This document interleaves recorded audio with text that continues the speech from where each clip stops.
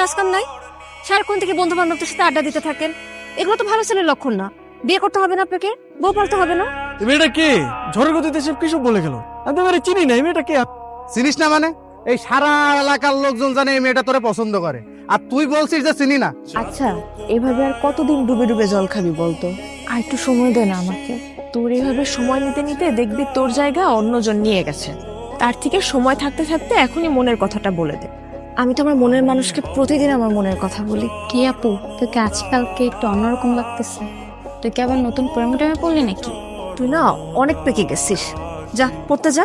শোন, আজকে কিন্তু তোকে চিঠিটা দিতেই হবে, কোনোভাবেই মিস করা যাবে না।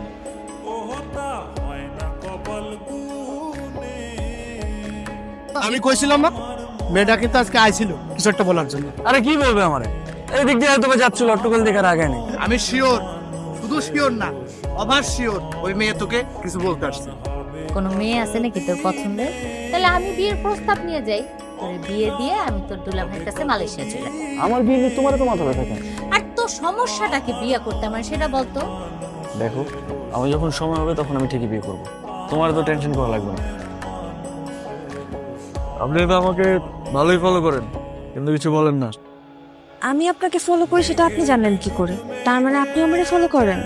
তলে তলে এত করে ইচ্ছে। আরে মানুষ মানুষকে দেখে না রাস্তা বের হইলে, ওই দেখা আর কি। প্রেম টেম করেন নাকি? প্রেম করি নাই, কিন্তু প্রেমে পড়ছি। আপনি কি কিছুই বুঝেন না? না বুঝাইলে বুঝবো কিভাবে? আই অটো আসেন তো। আপনারা তো রাগ করে ফেললেন।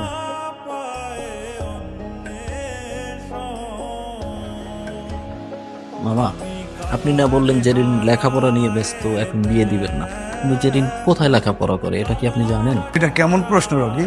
একটা ছেলের সাথে বিভিন্ন জায়গায় ঘুরে বেড়ায়। জেরিনের মা, জেরিনকে নিয়ে এদিকে আসো। আজ থেকে ওর বাইরে যাওয়া নিষেধ। কলেজের নাম করে কোথায় যায় কোনো খোঁজ খবর রাখো? কি করছো? একটা ছেলের সঙ্গে মেলামেশা করে বেড়ায়। জেরিন কোথায়? ওরে বেশ কয়েকদিন ধরে দেখতেছি না, ও কই? আমিও তো বলতে পারতেছি না ওর কি হয়েছে। ও তো ফোনও ব্যবহার করে না যে ওর একটা খোঁজ নিব। দেখো, নেহাল তোমার বান্ধবীকে অনেক পছন্দ করে। আমার বান্ধবীও তো আপনার বন্ধুকে অনেক পছন্দ করে, কিন্তু সমস্যা তো আপনাদের, আপনারা কেউ কাউকে কিছুই বলেন না। সেদিন এত সুযোগ করে দেওয়ার পরও কেউ কাউকে কিছুই বলতে পারলেন না আপনারা। একটা মানুষ যদি তার মনের কথা না বলে কিভাবে বুঝবো? আমার ভুল হয়েছে, আমি মানে আমার ভুল হয়েছে, কিন্তু আমি আর ভুল করবো না। আমি ওকে সরাসরি বিয়ের প্রস্তাব দিব। দরকার হলে আমার বোনকে ওর বাসায় পাঠাবো, আর না হলে তুমি ওকে প্লিজ আমার সামনে একটু এনে দাও। আমি প্রয়োজন ওকে নিয়ে পালিয়ে যাব।